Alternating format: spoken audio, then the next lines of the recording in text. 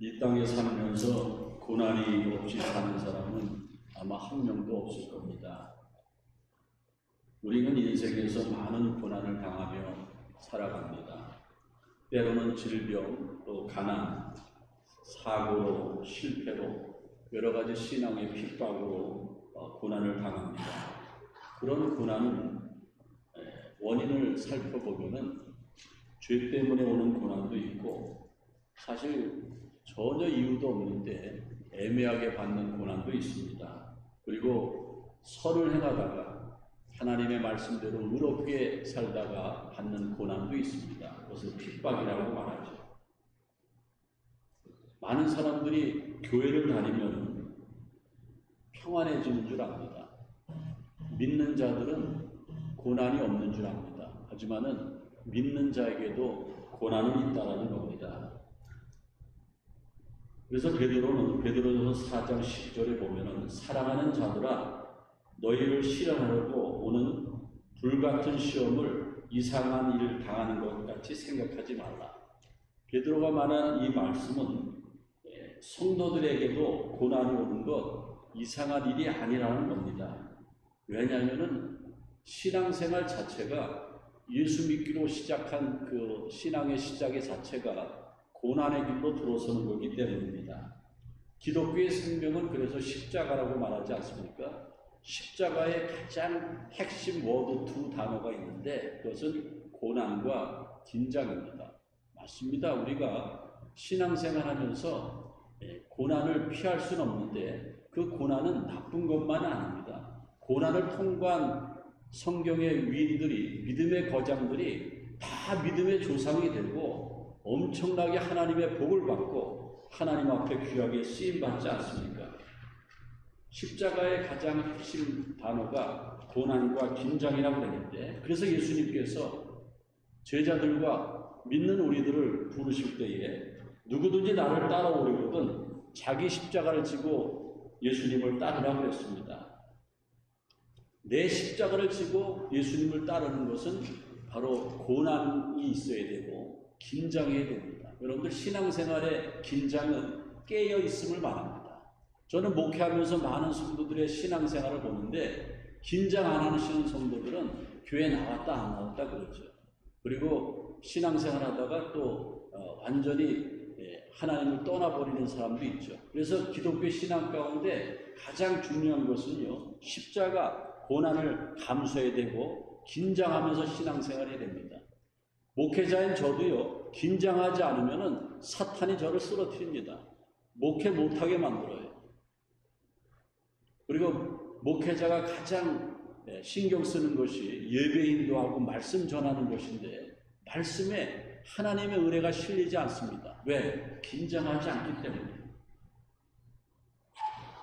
요즘 현대 기독교인들은요, 십자가가 빠진 기독교인들이 많이 있습니다. 이 시대의 기독교인의 문제점은 좁은 길로 가지 않으려고 합니다. 쉬운 길로 가려고 해요. 쉽게 말하면 신앙생활하면서 고생하지 않으려고 합니다. 넓은 길로 가려고 합니다. 십자가와 십자가의 고난과 긴장이 없다라는 겁니다. 지금은 십자가의 계절, 사순절의 계절인데 여러분들 오늘 말씀을 통해서 결단하시고 기꺼이 내가 십자가의 신앙을 감수하겠다고 고난과 긴장의 길로 나가겠다고 결단한다고 하면은 여러분들에게 놀라운 은혜와 축복이 새롭게 임할 줄로 믿습니다. 그래서 오늘 본문의 시편 기자는 본문 71절에 고난당하는 것이 내게 유익이라 이로 인하여 내가 주의 율례를 배우게 되었도다 그랬습니다. 고난당하는 것이 오히려 믿는 자에게는 유익이 된다는 겁니다. 하나님은 우리가 어려움 당하는 거 다 아십니다. 아파하시는 걸 압니다. 괴로워하는 걸 다 안다라는 거예요. 그래서 하나님을 믿는 자, 주 안에서 당하는 고난은 오히려 유익이 된다는 겁니다. 그래서 세상 사람들도 다 고난이 있어요. 제가 말씀드리지 않았습니까? 이 땅에 살면서 고난 없는 사람은 아무도 없다고 그랬는데 그 사람들의 고난과 믿는 자의 고난은 하늘과 땅 차이입니다. 차원이 달라요. 고난이 어떤 종류건 그 고난이 어디서 왔든 간에 믿는 자의 고난은 유익이 됨을 믿으시길 바랍니다. 여러분들 신앙생활하면서 어려움이 있습니까? 당하는 고난이 있습니까? 그것은 축복의 푸른 신호등이라는 거예요. 그렇다면 우리가 고난 당할 때에 어떤 신앙생활을, 어떤 신앙의 자세를 가져야 되는가? 고난 중에 하나님을 찾아야 된다는 겁니다. 고난이 올 때 신앙을 갖지 않은 사람들은 분노와 원망과 좌절하고 포기하죠. 하지만은 믿는 우리들은요, 고난이 올 때에 하나님께서 사인 주시는 겁니다. 내가 잘못했기 때문에 고난이 오는 거예요. 징계로 고난이 옵니다. 그리고 더 큰 일을 맡기시려고 어려움을 주시는 거예요. 욥 보세요. 신앙이 얼마나 좋았는데 사탄이 욥을 유혹하고 사탄이 역사에서 욥을 망가뜨리지 않습니까? 왜 그런 큰 고난이 옵니까? 하나님은 욥을 그 시대에 엄청난 믿음의 사람으로 쓰시려고 고난을 주셨다라는 겁니다. 고난 중에 우리는 어떻게 됩니까? 믿는 자는 고난 중에 하나님을 찾아야 된다는 겁니다. 시편 107편 13절에 보면은 그들이 혼란 중에 여호와께 부르짖음에 여호와께서 그 고통에서 그를 건지셨도다. 우리가 환난 중에 하나님께 부르짖을 때에 우리를 건져주신다고 말씀하고 있습니다.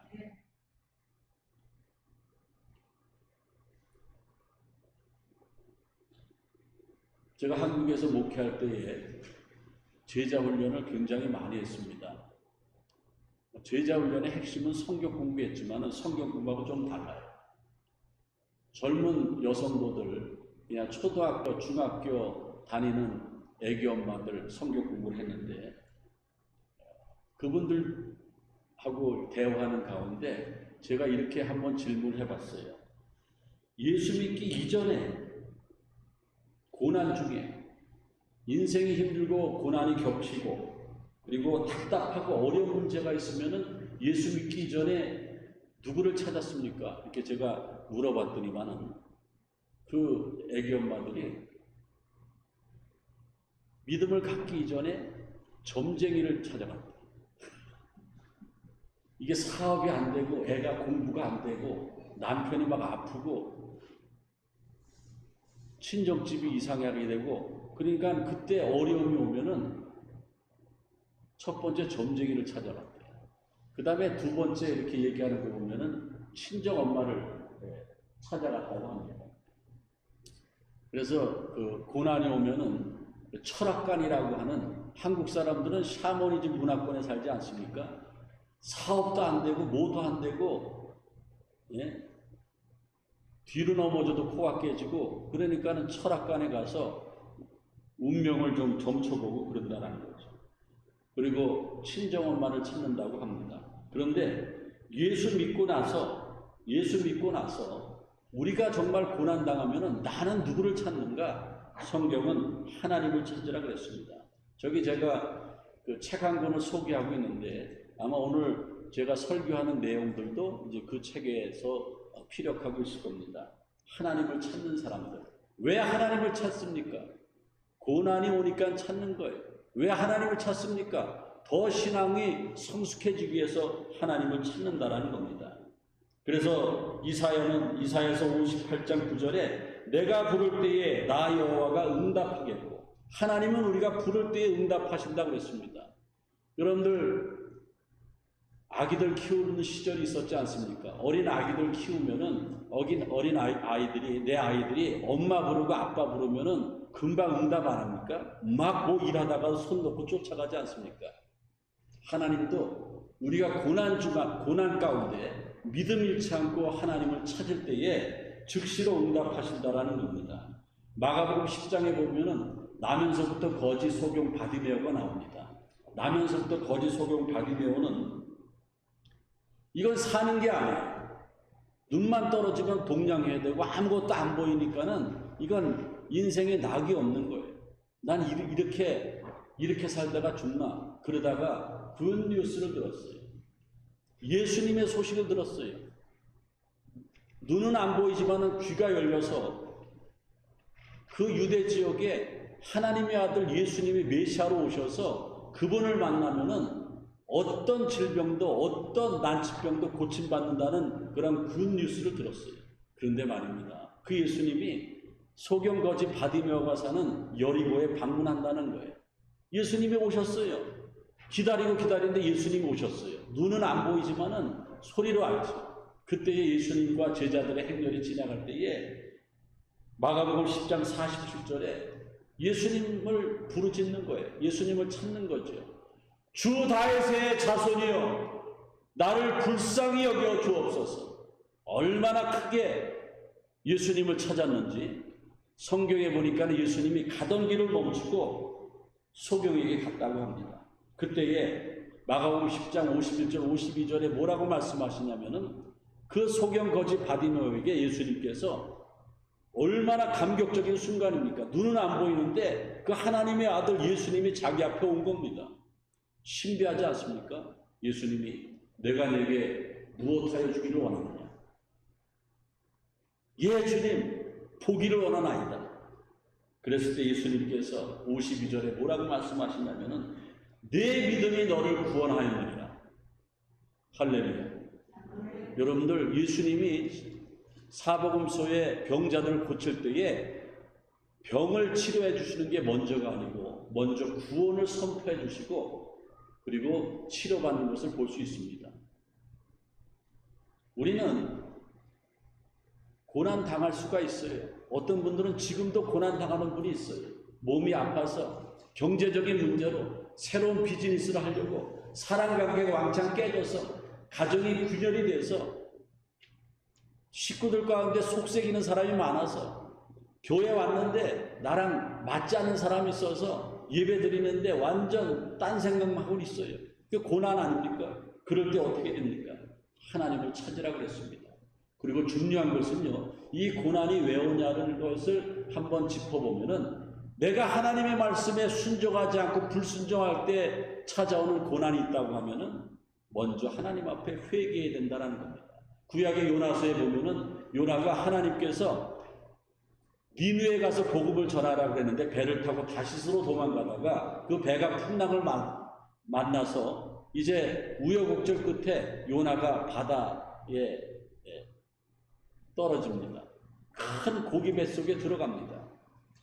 죽은 거예요. 여러분들 바다에 몸을 사람들이 던졌는데 큰 고래 같은 고기가 요나를 삼켰으면 죽는 거죠. 깜깜하죠.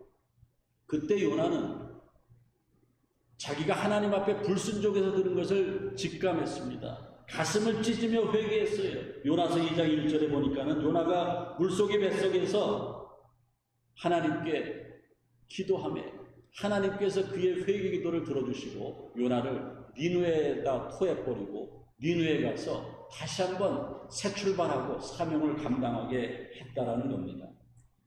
예레미야서 29장 13절 앞에 있는데 그 말씀이 뭐냐면은 너희가 진심으로 나를 찾고 찾으면 나를 만날 것이다.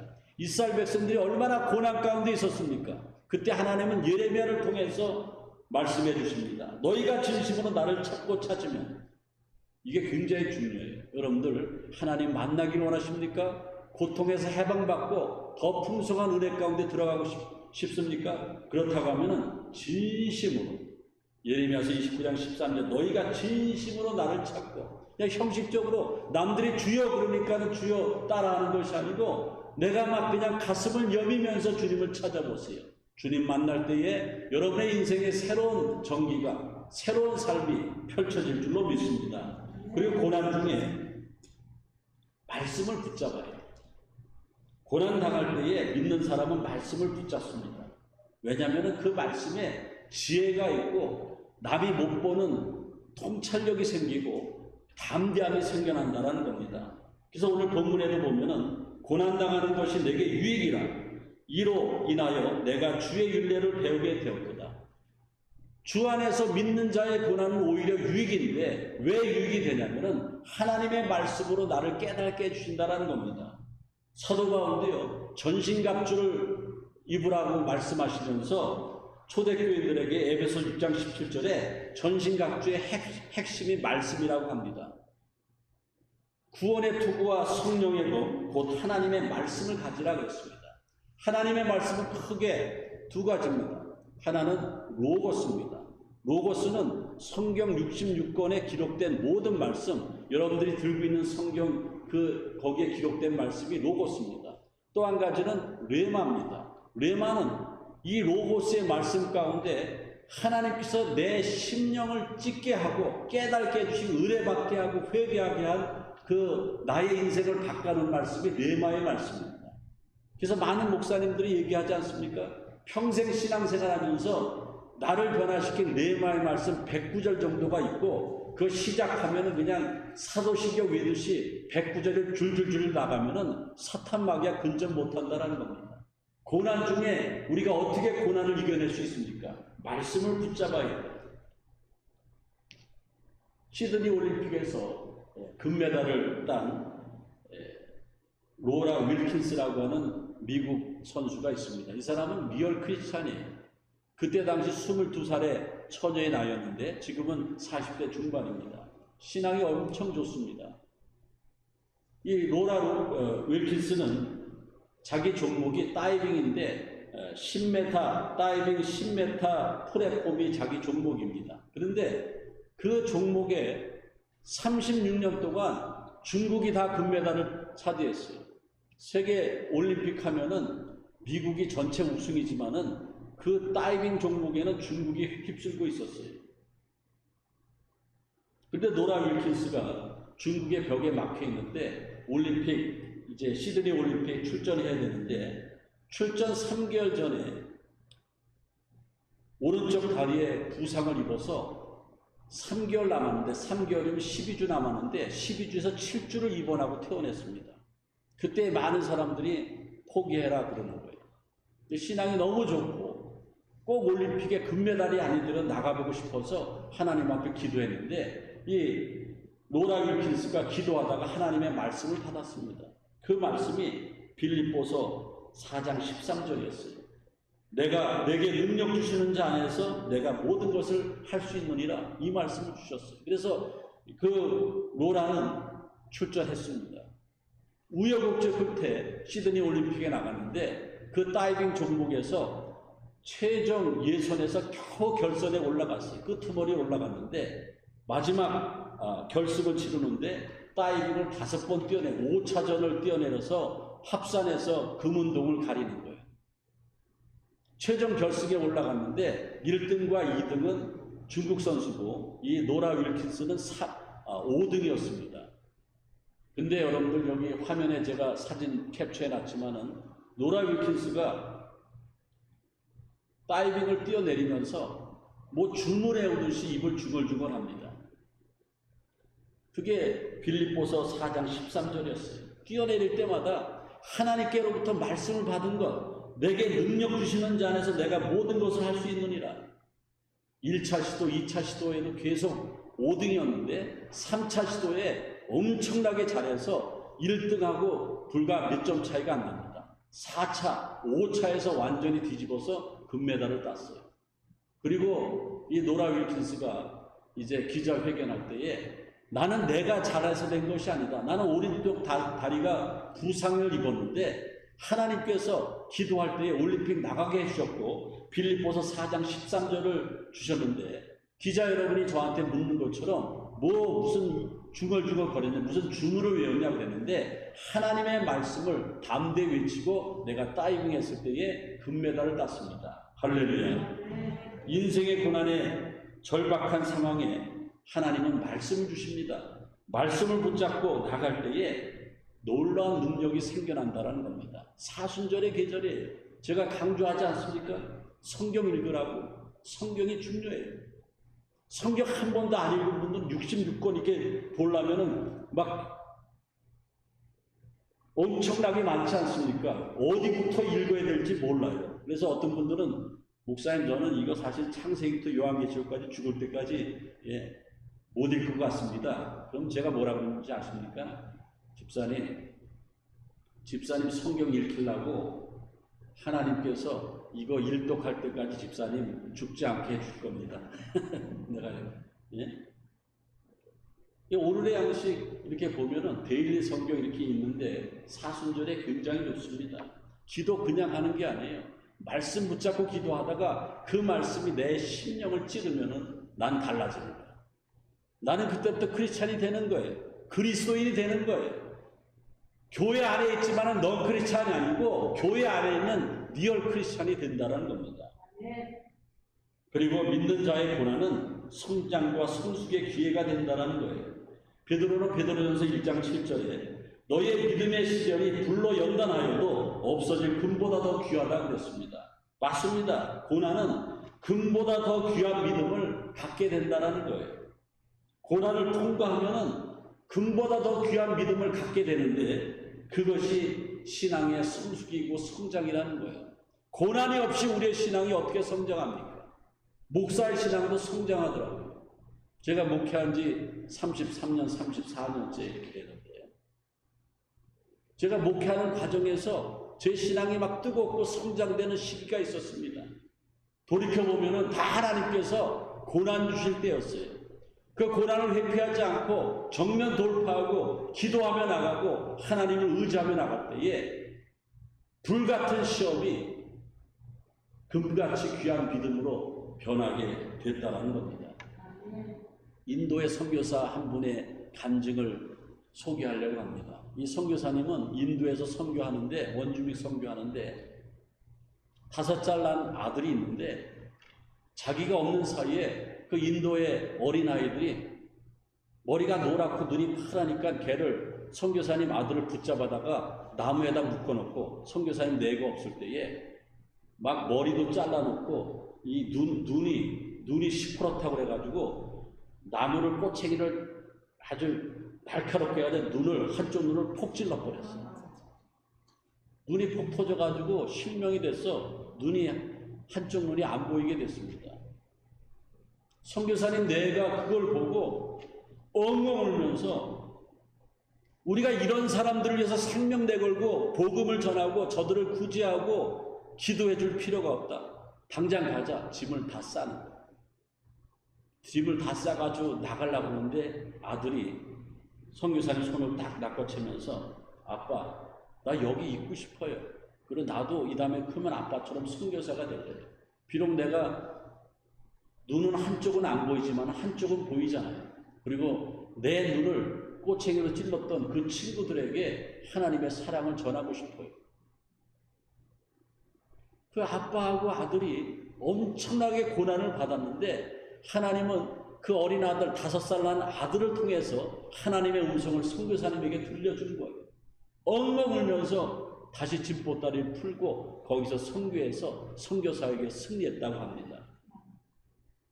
우리에게는 크고 작은 고난이 있습니다. 예수님도 얼마나 큰 고난이 있어요.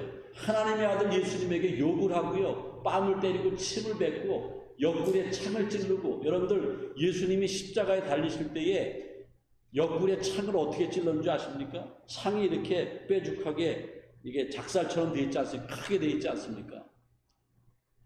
죽음을 확인하기 위해서 예수님 옆구리에다가 그 창을 푹 찔르니까 옆구리에 창이 뚫고 들어가는 거예요. 끔찍해요. 생각만 해도. 그런데 그 창을 푹 찔러가지고 반쯤 돌려가지고 확 잡아 빼니까는 역사학자 요세푸스에 의하면은 예수님의 내장이 흘러내렸다고 그랬습니다. 얼마나 처절한 십자가의 고난이었습니까? 예수님은 한 번도 욕하지 않고 복수하지 않고 화내지 않았습니다. 하나님이 처리하실 때까지 묵묵히 처절하게 고난을 당하셨습니다. 사순절의 기간입니다. 여러분들 우리도 예수 믿으면서 조금의 어려움은 있어야 되지 않습니까? 남들 다 자지만은 내가 새벽에 일어나서 일주일에 한 번이라도 교회 나와봐야지 않습니까? 그래야지 십자가 신앙이지. 그래야지 정말 고난에 동참하는 것 아니겠습니까? 고난의 계절에 믿는 자의 고난이 오히려 성장과 성숙을 가져온다고 그랬는데 햇빛만 비추면은 땅이 사막이 되고 맙니다. 그런데 햇빛도 비추다가 비도 오다가 바람도 불면은 열매를 열고 그 땅이 옥토가 된다는 겁니다. 우리의 신앙도요, 편안한 것만 좋은 것이 아니에요. 그냥 교회 다니는 게 항상 즐거워서 그냥 취미생활하는 것처럼 교회 나오는 것 안 좋습니다. 신앙생활할 때의 고난이 우리를 망치게 하는 것이 아니고 천국으로 인도하시는 하나님의 채찍임을 믿으시길 바랍니다. 신앙생활 얼마나 힘든 건지 몰라요. 성경 일독하기 쉽지 않아요. 매일 하루에 20-30분씩 기도하는 거 쉽지 않습니다. 그렇지만 그러한 고난을 통해서 우리는 십자가를 바라보고 하나님 앞에 존귀하게 쓰임받을 수 있다는 겁니다. 신앙생활하면서 고난을 모르는 사람을 LA에서 목회하시는 세르베교의 리고렌 목사님은 뭐라고 하냐면은 신앙생활하면서 전혀 고난이 없는 사람이에요. 그런 사람들을 리고렌 목사님 뭐라고 하는지 아십니까? 불쌍한 사람. 불쌍한 사람들이라고 얘기합니다. 지금 마지막 때입니다. 전염병이 창궐하고 백신이 나왔지만 또 어떤 전염병이 나올지 모르고 언제 주님이 오실지 모르고 언제 내 생명이 끝날지 모르는데 계속해서 여러분들 불쌍한 사람으로 교회 다녀서 되겠습니까? 주님의 고난에 동참하시는 저와 여러분들이 되시길 바랍니다. 우리가 신앙생활하면서 주시는 고난은 하나님이 어떤 계획이 있고 섭리가 있다라는 거예요. 반드시 유익이 있다라는 겁니다. 고난에 동참하는 신앙생활할 때에 하나님께 영광을 새로운 신앙의 길로 나가는 저와 여러분들이 되시기를 주님의 이름으로 축원을 드립니다. 주님 감사합니다. 주님의 십자가를 바라보고 주님 앞에 감사하고 나도 내 십자가를 지고 주님을 따르겠다고 결단하는 사순절의 기간입니다. 세상을 쫓는 어리석은 자가 되지 않게 도와주시고 고난의 십자가를 짊어지고 주님을 쫓는 저희들이 되어지게 도와주옵소서. 내가 신앙생활할 때 고난이 오면은 하나님을 찾게 도와주옵소서. 하나님의 말씀을 붙잡게 도와주옵소서. 그리고 성숙을 이루기 위해서 끝까지 십자가 지고 나갈 수 있는 우리 모두의 신앙이 되게 도와주옵소서. 예수님의 이름으로 기도하옵나이다. 아멘.